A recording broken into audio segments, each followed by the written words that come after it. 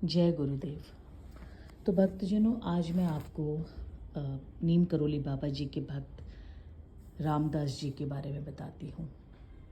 रामदास जी का जब मिलन हो गया नीम करोली बाबा से और रामदास जी ने ये सोच लिया कि बस अब उन्हें आध्यात्म में ही जाना है, तो वो अक्सर बाबा जी के साथ बैठा करते थे, उनसे बातें किया करते थे।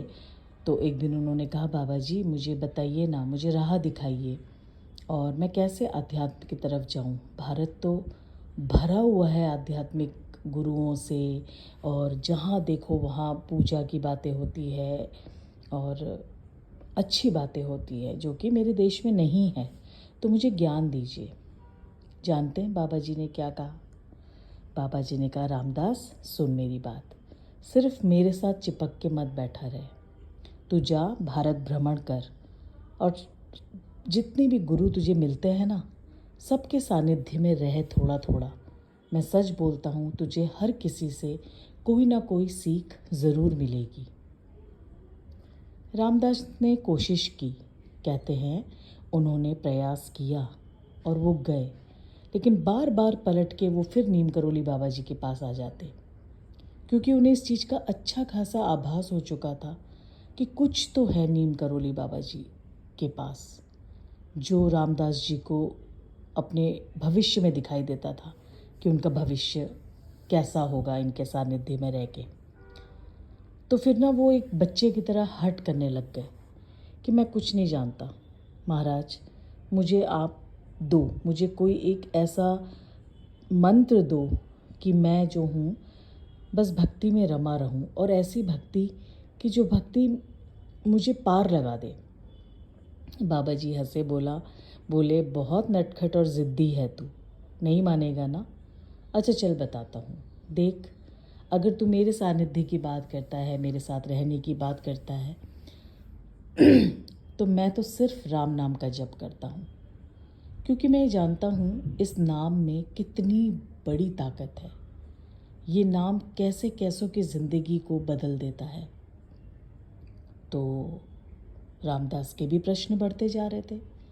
कहने लगे, नहीं बाबा, मैं जानता हूँ और मैं देखता हूँ कि आप रोज़ डायरी में राम नाम लिखते हो, उनका जाप करते हो, आप हनुमान जी को इतना मानते हो, कुछ तो है, लेकिन फिर भी अभी मेरे प्रश्नों का सही उत्तर मुझे नहीं मिला है। मुझे कोई आप उदाहरण दे के समझाओ। बाबा हंसे और बोले, चल ठीक है, 2 उदाहरण देते हैं हम तुम्हें। वाल्मीकि को जानते हो ना, जिन्होंने रामायण लिखी, उनके बारे में कभी सुना है, पढ़ा है? तो रामदास ने कहा, नहीं, मैंने तो नहीं ज़्यादा पढ़ा उनके बारे में, आप बताइए ना। तब जाके बाबा जी ने बताया कि जो वाल्मीकि जी जो थे, वो कितने बड़े डाकू थे। उनका जीवन लोगों को लूटने में निकल जाता था, लोग उनके नाम से डरते थे। लेकिन जब वो राम जी के सानिध्य में आ गए तो देखा उनकी ज़िंदगी कैसे पलटी। वो कितने बड़े कवि हुए, कितने बड़े लेखक हुए, जिन्होंने पूरी की पूरी रामायण लिख डाली।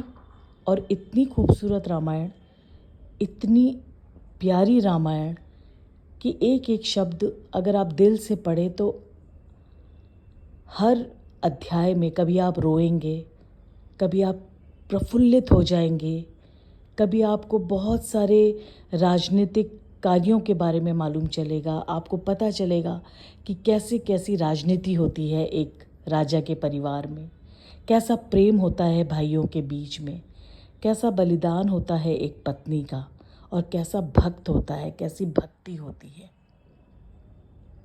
रामदास ने कहा, बिल्कुल सही कह रहे हैं आप। और कहते हैं रामदास ने खुद जो है वाल्मीकि रामायण का बहुत अध्ययन किया और वाल्मीकि जी के बारे में भी बहुत कुछ जाना, और इस तरह से धीरे धीरे उनके जीवन में परिवर्तन आने लगा। दूसरा उदाहरण जानते हैं किसका दिया उन्होंने? नीम करोली बाबा जी ने कहा, अब सुन हनुमान के बारे में। तू जानता है ना हनुमान की भक्ति, उसमें तो कोई प्रश्न चिन्ह लगा ही नहीं सकता। हनुमान एक ऐसा भक्त जिसका जन्म ही किसी कारण से हुआ था। अंत में राम इस दुनिया से चले गए थे, अपना कार्य करके कर दिया था, विदा करके चले गए थे, लेकिन हनुमान को पृथ्वी पर छोड़ गए थे। जानते हो क्यों? क्योंकि हनुमान के हाथों से तो बहुत काम होने थे।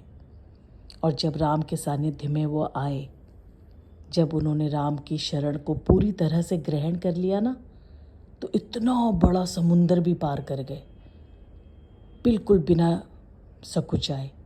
जबकि समुद्र के प्राणियों ने उन्हें कितना डराने की कोशिश की, कितना धमकाने की कोशिश की, उनकी ज़िंदगी तक ले लेने की उनको धमकी दी, लेकिन हनुमान जी नहीं डरे।